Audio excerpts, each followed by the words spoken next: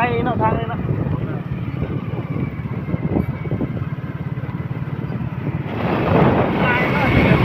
สะเพิ่นรถอ๋อเป็นตลาดเป็นนั่นกับยูฮันเนาะ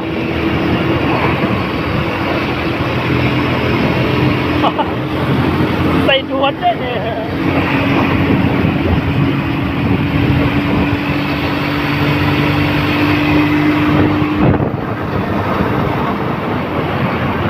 ใส่ดวนได้เลย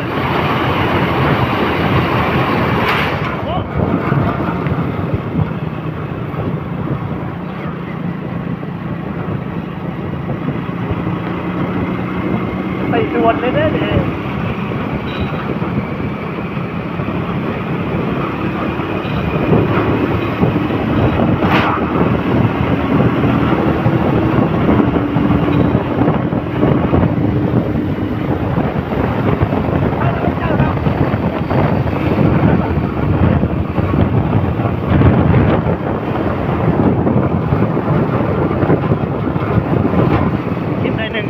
ลงติ๊กต็อก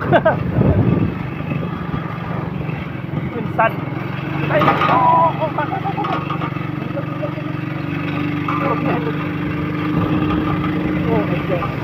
นร้อนเลย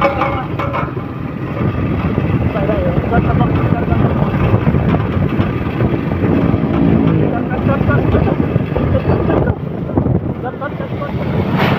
โอ้ดักจุดโอเคอ่ะ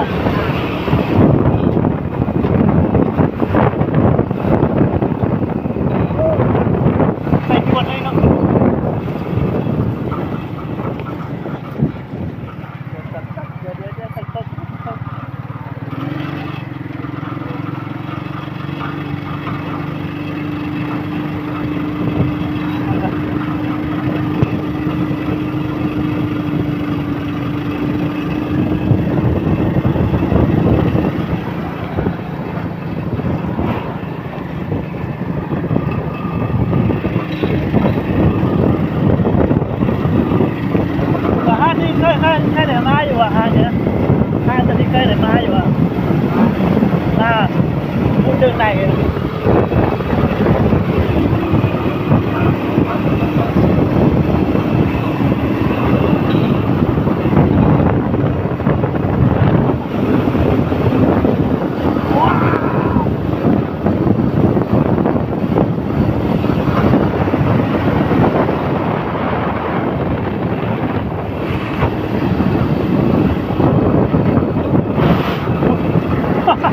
สักจะซีอยู่เถอะ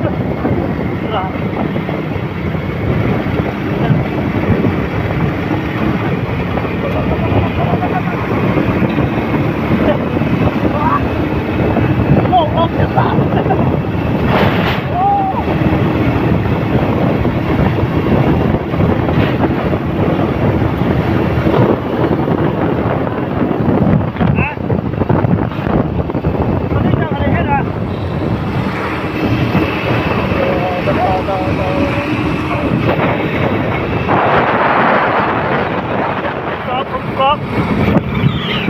ถ่ายวิวกันไอ้เจ้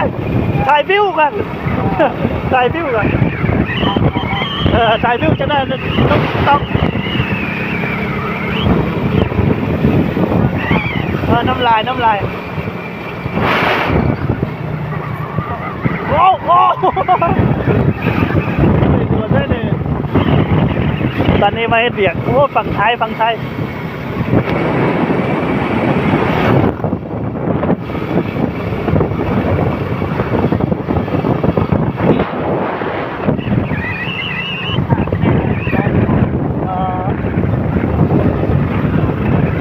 น้อคือชิลายนะน้อนะพอได้ไปหาน้ออ่ะน้อตัดปลาไหลอ่ะนี่ก็ได้ไปหาน้อ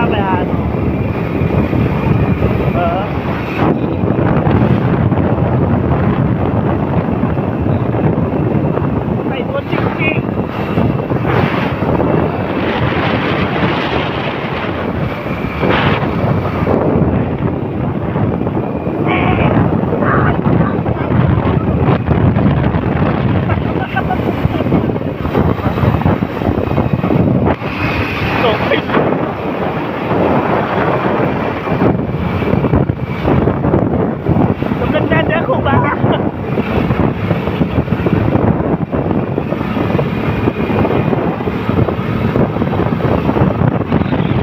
ใช่วันนั้นเนาะใช่เลยนะพลังสว่างตอนนี้ก็ทำอะไรกันเลยจ้ะตอนนี้ก็ทำอะไรกันเลยแต่ก็เดินมาเฮ็ดคือกันเดินมาเฮ็ดคือกัน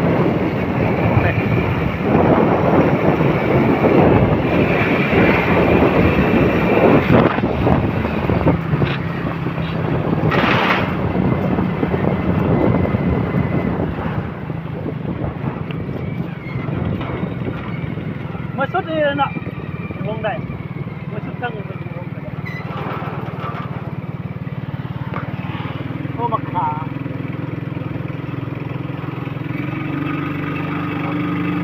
ตอนไม่สั่งแหนกวะเนาะสั่งตรงนี้เขาเป็นของคนเล่าอ่ะเนาะบอกไอ้เสียง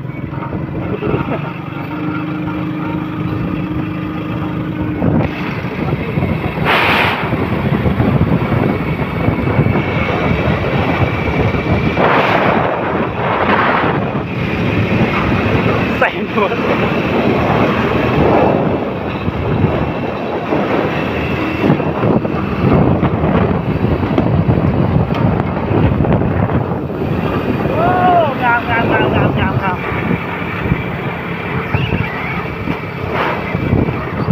ตอนนั้นยังเป็นของเล่าอยู่เนาะ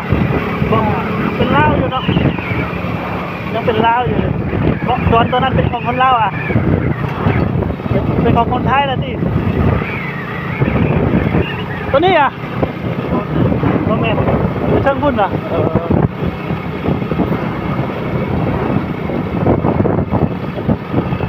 ไม่ด่วน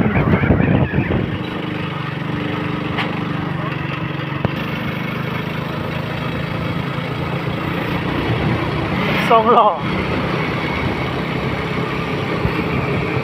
เงินงามเลยเงินเนาะ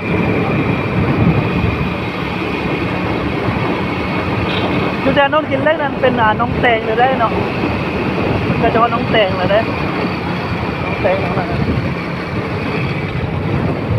แค่ไปทางแคบคลองดีกว่าม่วนแคบคลองก็ชุดยูฮันนะ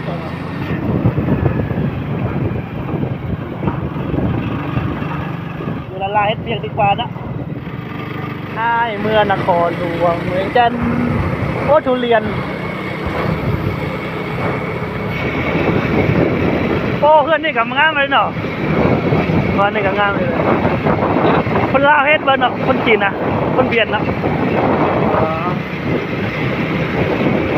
เป็นห้องเฮียนอ่ะบ้านเฮาเฮ็ดนะเป็นห้องเฮียนโอ้คนจีนนะโอ้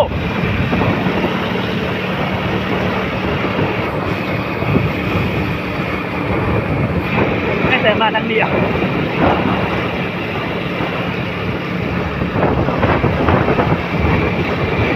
ตอนนี้มันลงไว้ผ้าเนาะ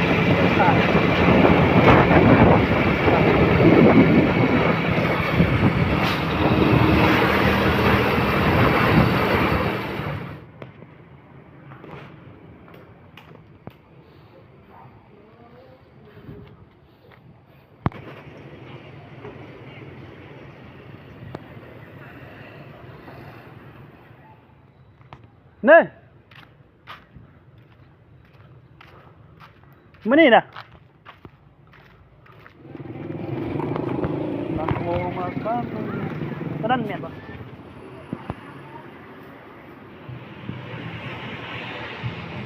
มันนัดสินงอนะ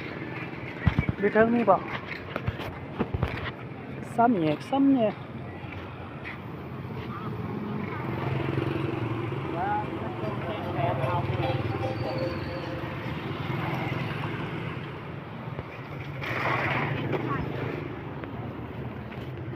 แบบนี้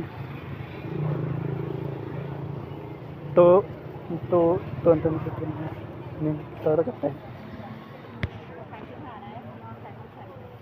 เอาตัวน้อยดีกว่าเสียตัวน้อยใช่ไหมหาปะ